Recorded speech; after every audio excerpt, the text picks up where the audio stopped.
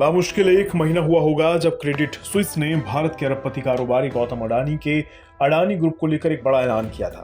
तब Credit Suisse ने कहा था कि वो अडानी ग्रुप के बॉन्ड्स को कोलेट्रल रखकर कर्ज नहीं देगा। क्रेडिट स्विस ने इन बॉन्ड्स को गिरवी रखकर कर्ज देने से मना कर दिया था और इन्हें वर्थलेस माना था। स्विट्जरलैंड के क्रेडिट स्विस को यूरोप के सबसे बड़े बैंकों में गिना जाता है। क्रेडिट स्विस के इस फैसले ने बाजार में हड़कंप पैदा कर दिया और इसके बाद दूसरे बैंकों ने भी अडानी ग्रुप के बॉन्ड्स को लेकर ऐसा ही फैसला लिया। हिंडनबर्ग रिसर्च की रिपोर्ट से पैदा हुई मुसीबत में फंसे अडानी ग्रुप के लिए क्रेडिट स्विस के इस फैसले ने जैसे आग में घी डालने का काम किया और बॉन्ड्स के दाम डिस्ट्रेस लेवल तक चले गए। गौतम अडानी अभी भी हिंडनबर्ग के लगाए आरोपों से उभरने में मेहनत कर रहे हैं और शेयरों में गिरावट को बड़ी हद तक रोकने में उन्हें कामयाबी भी हासिल हुई है।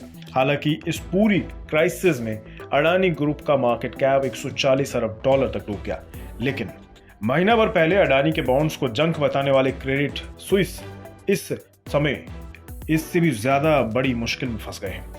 ये बैंक इतनी बड़ी मुश्किल में फंसा हुआ है कि डूब गया है और रातों रात इसे स्विट्जरलैंड के ही एक बैंक यूबीएस ने 3.25 अरब डॉलर में खरीद लिया है। लेकिन ये खरीदारी क्रेडिट स्विस ग्रुप एजी के बॉन्ड होल्डर्स पर भारी पड़ गई। इस टेकओवर के चलते क्रेडिट स्विस के बॉन्ड्स में इन्वेस्टर्स के 17.3 अरब डॉलर डूब गए।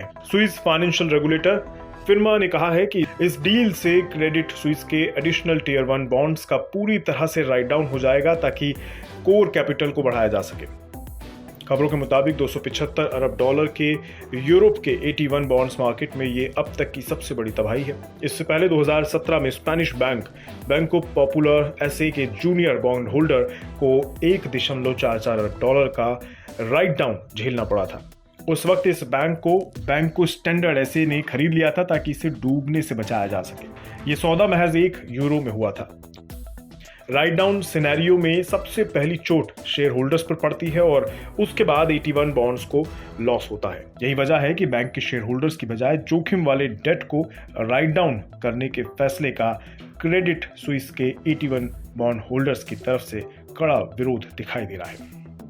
पिमको एंड ब्लू बे उन असेट मैनेजमेंट कंपनियों में शुमार है जिनके पास बड़े पैमाने पर क्रेडिट स्विस के 81 बॉन्ड्स हैं।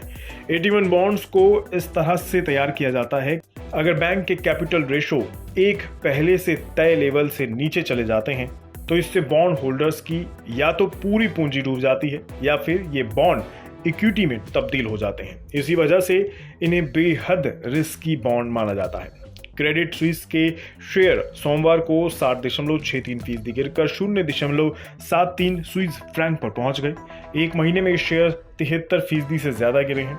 अमेरिकी रेगुलेटर के डूबने से शुरू हुए बैंक क्राइसिस का हालिया शिकार क्रेडिट स्विस हुआ है और इस संकट के फिलहाल खत्म होने की कोई उम्मीद नजर नहीं आ रही है। लेकिन इस पूरी कहानी में ये तथ्य जरूर गौर करने वाला है कि अडानी के बॉन्ड्स को वर्थलेस मानने वाला क्रेडिट स्विस अब खुद ही बिक गया है और इसके बॉन्ड्स में इन्वेस्टर्स के 17 अरब डॉलर से ज्यादा की पूंजी डूब गई है।